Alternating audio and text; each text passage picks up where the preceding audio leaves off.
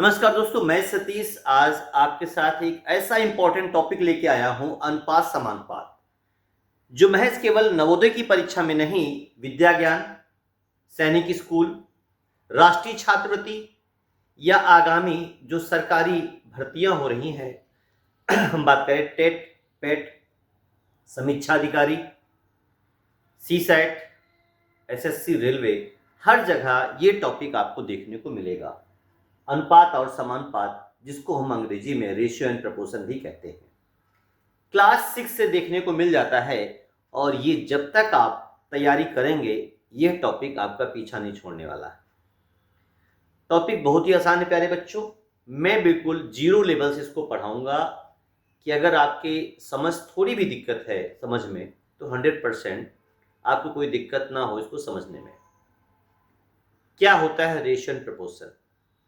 जब किन्हीं दो वस्तुओं को, चीज़ों को या लोगों को हम किसी वैल्यू के संदर्भ में तुलनात्मक अध्ययन करते हैं, कंपैरेटिव स्टडी करते हैं।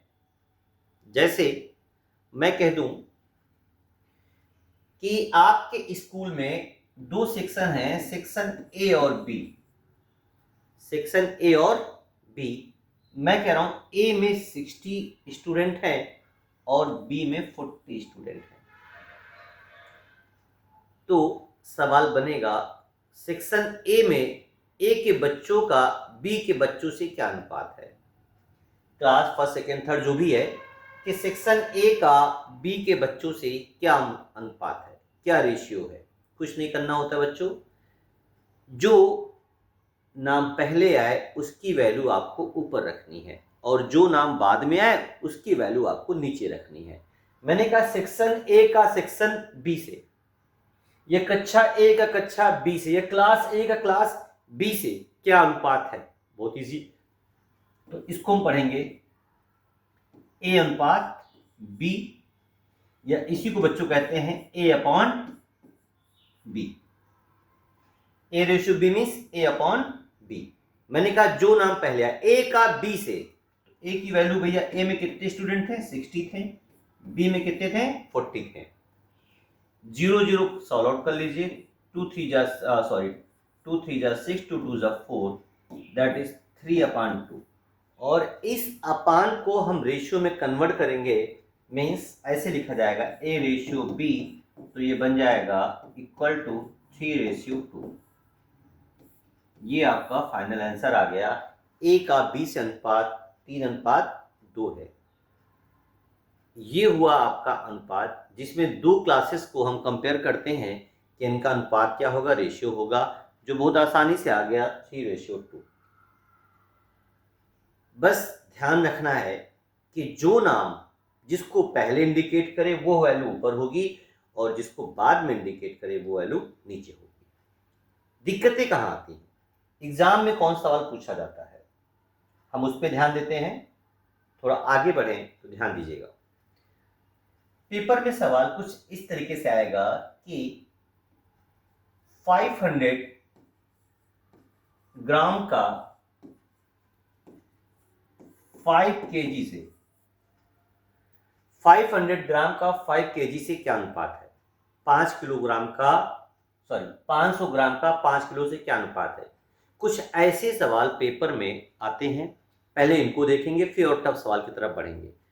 तो रेशियो बनाते समय बच्चों बस एक चीज का ध्यान रखिएगा। पहले मैं रेशियो बना लूं, फिर आगे चलता हूं। मैंने कहा 500 ग्राम का 5 केजी से क्या अनुपात है। जैसा कि मैंने समझाया कि जो नाम पहले आए, मेरे ख्याल से मेरी ये वैल्यू पहले आ रही है और ये वैल्यू बाद में आ रही है, तो 500 ग्राम ऊपर हो जाएगा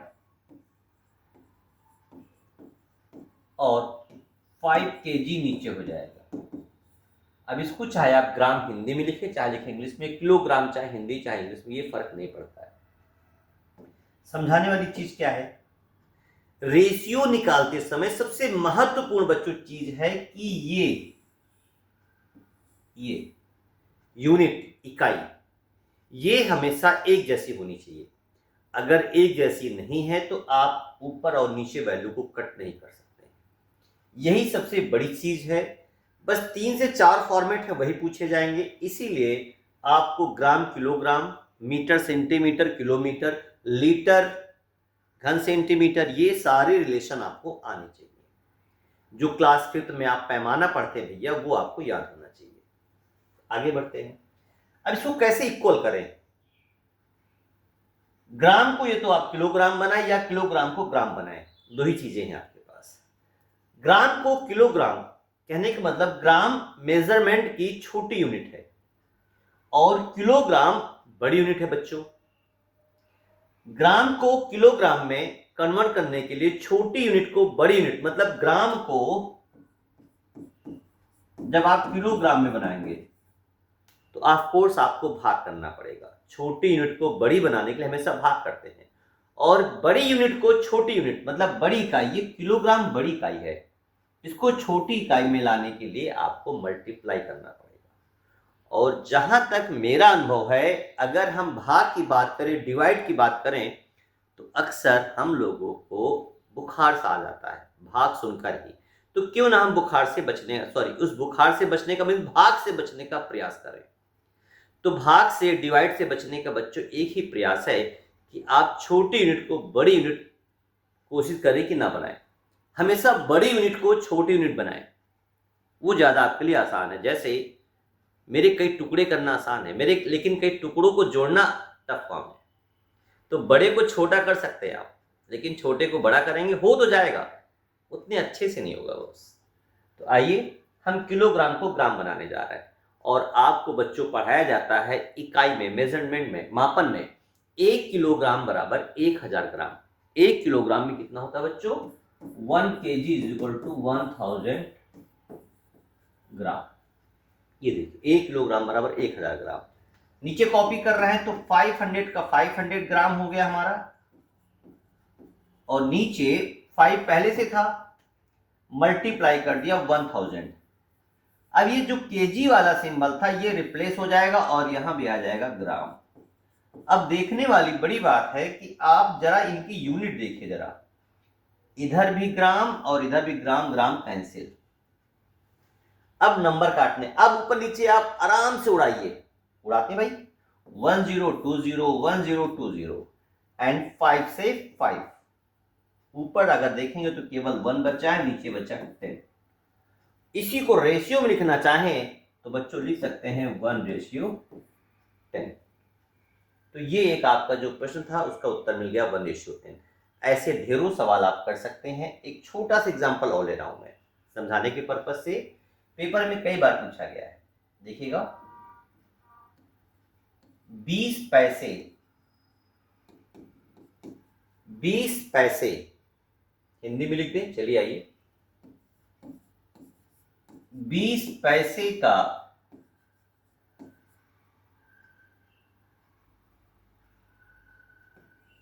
2 रुपये से या 20 रुपये से, 2 रुपये या 20 रुपए से क्या अनुपात है? 20 पैसे का 20 रुपए से क्या अनुपात है? बिल्कुल वैसे ही करना है। चलिए 20 पैसा मैंने ऊपर रखा और 20 रुपए मैंने नीचे रखा। ये RS है, मतलब रुपीज, और P फॉर पैसा है। अब ये तो P को, पैसे को रुपया बनाओ भैया, तो रुपया को पैसा बनाओ। तो पैसे को रुपया बनाने के लिए आपको डिवाइड करना पड़ेगा, क्योंकि पैसा मेजरमेंट, मापन की छोटी इकाई है और रुपया भैया बड़ा होता है। तो रुपया को तोड़ दो पैसे में, तो ये हो जाएगा 20/20, और इस पैसे को पैसा ही रहने दें और रुपया को तोड़ दिया। 1 रुपए में कितने पैसे होते हैं बच्चों? 100 पैसे होते हैं। अब सब ये भी पैसा हो गया, पैसा से पैसा गया, 20 से 20 गया, ऊपर आया 1, नीचे आया 100, और ये बन गया 1:100। ये भी आंसर आ गया। तो ये 2 उदाहरण आपके हो गए जो इस तरह के सवाल पेपर में आते हैं। अब क्या दे सकता है? सेंटीमीटर, मीटर, किलोमीटर, 3 ही 4 आते हैं, मीटर सेंटीमीटर वाले, किलोमीटर वाले, लीटर वाले, ग्राम वाले और पैसे वाले। तो कुछ नहीं करना होता है प्यारे बच्चों, एक जैसी यूनिट कर लीजिए, सॉल्व कर लीजिए, आपका आंसर आ गया। तो यह रेशियो का एक छोटा सा फॉर्मेट हुआ। अब बात करते हैं कुछ अलग टाइप के रेशियो, जैसे डिफरेंट है, थोड़ा सा डिफर है, लेकिन आप प्रयास करेंगे तो वो भी हो जाएगा। थोड़ा सा टफ ले रहे हैं। 2 रुपये 50 पैसे का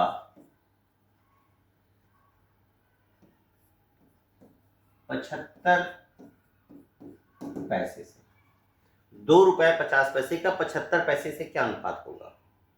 तो पहले कौन सा नाम आ गया बच्चों? ये आ गया 2 रुपये 50 पैसे। उसके बाद क्या आ गया? 75 पैसे आ गए। तो कौन सी वैल्यू ऊपर होगी? 2 रुपये 50 पैसे। 2 रुपये 50 पैसे कैसे लिखा जाएगा? तो 2 पहले ऐसे शुद्ध लिख लेंगे, 2 रुपये 50 पैसे, और वो कितना है? 75 पैसे है। अब ध्यान दीजिएगा, किसमें चेंज करें कि आसान हो जाए? मेरे ख्याल से पैसे में कर लें। पैसे पैसे, ये 2 रुपए भी, अब इसमें रुपए भी पैसे भी हैं। तो अगर 2 रुपये 50 पैसों को केवल पैसे में लिखा जाए तो बच्चों ये लिखा जाता है 250। सही है, पैसे। कैसे लिखा जाएगा? 2 रुपए में कितने पैसे होंगे? 200 पैसे होंगे, और 50 पैसे एक्स्ट्रा है, तो इसका अर्थात 2 रुपये 50 पैसे, तो 50 पैसे जोड़ दीजिए इसमें, तो हो गया 250 पैसे। ये हो गया। और 75 पैसे नीचे बैठे हुए हैं आपके पास। अब इनको आप सॉल्व कर लीजिए। सॉल्व करें। 25 25 की टेबल, और 25 ये हो गया 3, 1 इंटू ऊपर बगल में 0 बचा और 0 3, दैट इज 10:3। कहने का मतलब है कभी कभी यूनिट पेव यूनिट ना होकर मिक्स यूनिट हो सकती है। तो मिक्स यूनिट जैसे 2 रुपये 50 पैसे है, या 5 मीटर 50 सेंटीमीटर है, तो ऐसे में चीजों को एक यूनिट में चेंज कर लेंगे, उसके बाद आप सॉल्व आउट करेंगे, आपका सवाल सॉल्व हो जाएगा। आज का ये टॉपिक बेसिक है। इसके बाद अगले में हम कुछ अच्छे सवाल लेंगे जो और एग्जाम में पूछे गए। ये तीनों पैटर्न आपके इन विभिन्न परीक्षाओं में पूछे जा चुके हैं। आप पिछले साल के कोई भी पेपर उठा के ले सकते हैं। लगातार हर टॉपिक को पूरा पढ़ने के लिए मेरे साथ बने रहिए। मैं सतीश, ARP अमावा ब्लॉक। जय हिंद, जय भारत।